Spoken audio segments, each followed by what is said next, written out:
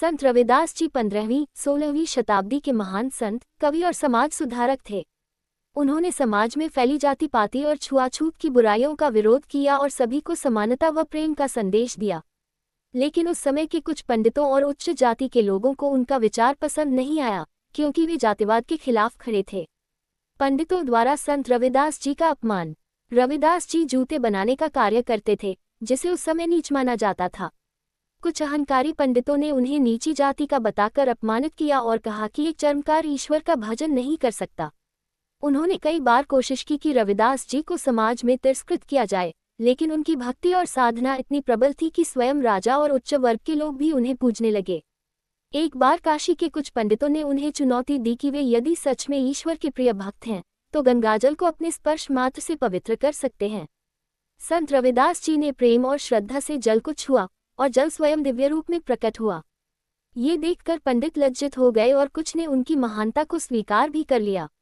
संत रविदास जी ने अपने जीवन से यह संदेश दिया कि सच्ची भक्ति किसी जाति या पद से नहीं, बल्कि हृदय की पवित्रता से होती है। उनका जीवन प्रेरणा देता है कि हमें किसी भी तरह के भेदभाव से ऊपर उठकर सभी को समान दृष्टि से देखना चाहिए। संत रविदास जी 15वीं-16वीं शताब्दी के महान संत, कवि और समाज सुधारक थे।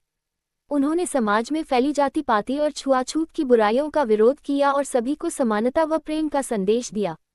लेकिन उस समय के कुछ पंडितों और उच्च जाति के लोगों को उनका विचार पसंद नहीं आया, क्योंकि वे जातिवाद के खिलाफ खड़े थे। पंडितों द्वारा संत रविदास जी का अपमान। रविदास जी जूते बनाने का कार्य करते थे, जिसे उस समय नीच माना जाता था। कुछ अहंकारी पंडितों ने उन्हें नीची जाति का बताकर अपमानित किया और कहा कि एक चर्मकार ईश्वर का भजन नहीं कर सकता। उन्होंने कई बार कोशिश की कि रविदास जी को समाज में तिरस्कृत किया जाए, लेकिन उनकी भक्ति और साधना इतनी प्रबल थी कि स्वयं राजा और उच्च वर्ग के लोग भी उन्हें पूजने लगे। एक बार काशी के कुछ पंडितों ने उन्हें चुनौती दी कि वे यदि सच में ईश्वर के प्रिय भक्त हैं, तो गंगाजल को अपने स्पर्श मात्र से पवित्र कर सकते हैं।